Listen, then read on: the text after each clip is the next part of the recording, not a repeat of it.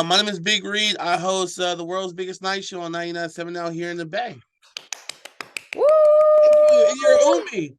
I'm Umi. It's a blessing to be here. Thank you so much for your time. Yo, I got to start with telling you that you are such a vibe. Like the last couple of years, I've been paying attention to what you've been doing because I'm a big fan of Conan Gray's and the tour from 2019, everything, and then finding out who you were back then and just seeing like the elevation, just seeing who you are, like how you share yourself with people, like you're a vibe. So I'm really excited about this convo today.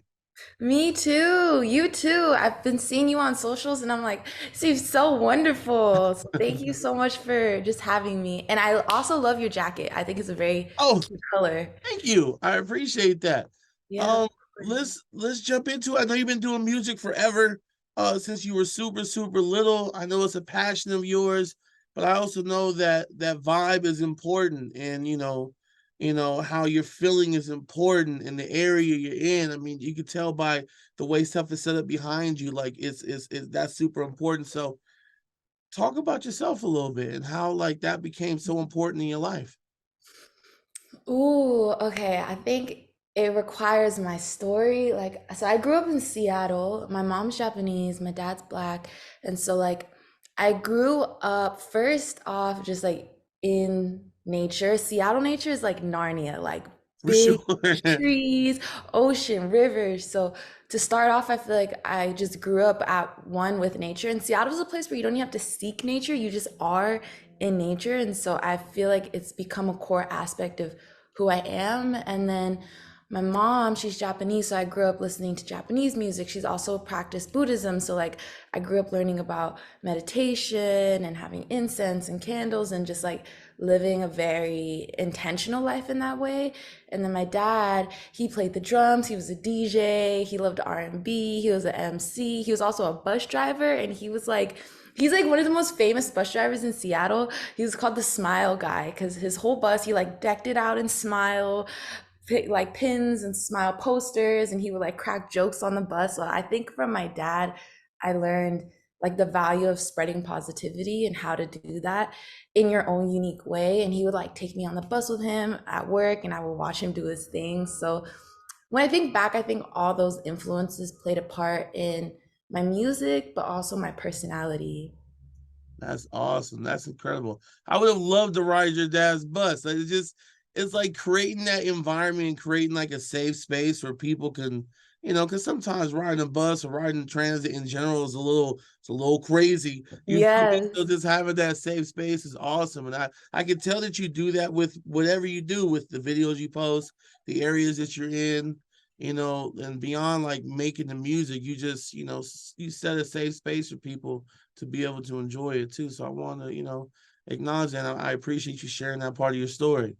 Thank you. Thank you for hearing me and following my Sure, journey. absolutely. And like, I mean, obviously we know the music's important.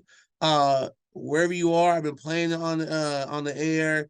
You and V of BTS. I know a lot of people have been asking like a bunch of the same questions, but did you guys get a chance to record the song together in the studio? Because I know you travel a lot, right? Hmm. I do travel a lot, but this whole song happened totally virtually. Like we would send demos back and forth, send edits and notes back and forth. And so that's why the whole aesthetic of the song too is like very FaceTime, iMessage, laptop, because that's like the genesis of the song in a way. So I wanted when people heard it to know like this is literally how it was created. Absolutely. Okay, that's awesome. And we all know how crazy, the army is in a good way. They're very supportive. What has it been like, having that fan base get to know you even beyond just this song? Because now if they weren't introduced to you before, they're like diving into the catalog, hearing the music, going back through the years. What's that experience been like for you?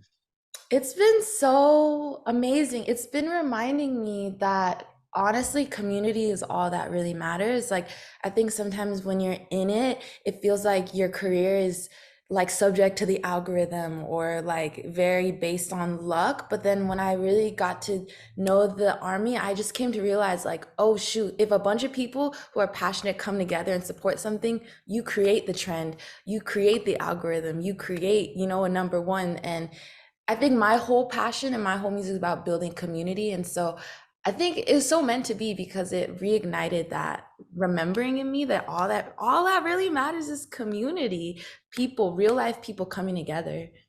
That's awesome. That's an incredible answer. You're killing it. I'm just saying, just like you can tell that it's authentic though. It's not rehearsed. It's not like made up. This is literally how you're feeling. And I mean, you can feel that same kind of energy in the music. You dropped the EP this year already. Yes. I Talking to the do. wind. That's pretty fire, obviously. How do you? Because I'm sure because you're always journaling, right? You're always writing. How do you wind it down to just that few songs? You feel me? Like, how do you get to a point where it's like, okay, because I know you probably got like 100 songs, if not more, in the vault, just sitting there waiting, chilling Oh to yeah. see the world. But like, how do you dwindle it down to just those few? I'm such a feeling-based person. Like even with the EP, I was just creating, not really sure what I was creating. And then one day I was like, I'm done. This is an EP. And I just trust it. Like I just get these feelings. Same thing happened with the V song. Like when I wrote Wherever You Are, I only wrote half the song when I first wrote it. And I don't know why my intuition was like, that's all you need. Don't write it. Don't touch the song. For like 4 months, I didn't even touch that song once because it was meant for him. Like I feel like I get these intuitive callings. And so the EP is important for people to listen to because without that EP, the future of my music wouldn't, I feel like it's a stepping stone. Like I experimented with those sounds so that I could get to who I am now. And so to me, it's important to share my process with fans, like not skip things. Like this is who I am here, this is who I'm becoming. I was talking about you earlier to a friend of mine, Ellen. She's the host here at the station as well, and she's really into spirituality and all that, all the vibes and everything, and her crystals and everything. And I was talking about you, and she was listening to the music, and she was like paying attention to everything you're doing on social. And she says, "Yo, she's not just an artist; like she's creating an experience for everybody." Like the entire package. And like I was like, yo, that's super on point. It's a whole experience. Like you said, you gotta listen to the EP to understand the other music and go back into the catalog to understand everything else that's coming.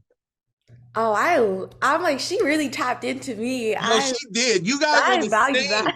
same. Y'all are the same 100%. Like, Wow. trust Please me. send my gratitude to her because I feel so deeply seen by that. And it's so true. Experience is everything. Like, I hope one day I can invite you to my show when I have one out there. Because even my shows, to me, it's not just about entertainment, it's about experience. How can I leave people with a feeling, with knowledge, with a friendship they didn't have before? And I think it's, in my opinion, like my responsibility as the artist to hold the space, whether it's social media, whether it's at a show for experiences to be built. I feel like that's like my unique perspective. That's awesome. That's awesome. I feel like I could talk to you all day because just hearing the stuff that you're saying. Because I was having, honestly, I'll be real with you. Earlier, I was having like a kind of bad day, and like Mm. she was like, "This is the perfect person you need to talk to today. This is what you need to do." And I was like, "It's gonna be all right. I'm good. I'm good." And then like yeah, you definitely brightened my day. So Thank thank you you. for your words and just how you're doing the things you're doing. And we would love to come to a show when you come out here. You're getting ready to go on a world tour, by the way, like I am Australia, Japan, Seoul, like all over the place. Like, all over the how are place. you how are you preparing for that? I know you traveled before, obviously, but like how are you preparing for that? Right now, I'm resting because I just got back from Japan a couple days ago. So I think I really, when I'm not on the road, I try to be home grounded. So when I'm out, I have top energy and I'm enjoying being out and about. So honestly, right now, I'm just staying home, cooking meals, hanging out with family and friends. And so when I'm out there, I don't get homesick. I'm just like present for it. Word.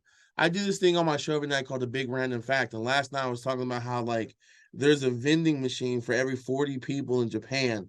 And I was shocked to see what kind of vending machines are out there. They got everything. Like you mess up your shirt, they got a vending machine for it. You want a banana, they got a vending machine for it. It's crazy. It's fancy. The vending machines in the bathrooms, fancy. There's like top tier experience.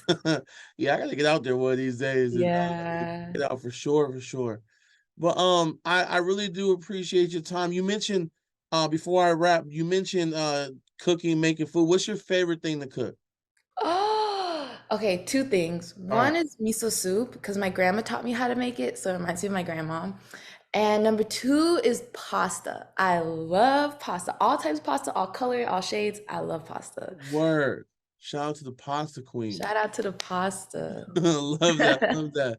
Umi, like I said, I could talk to you all day, but I know you got other things going on. But I do appreciate your time.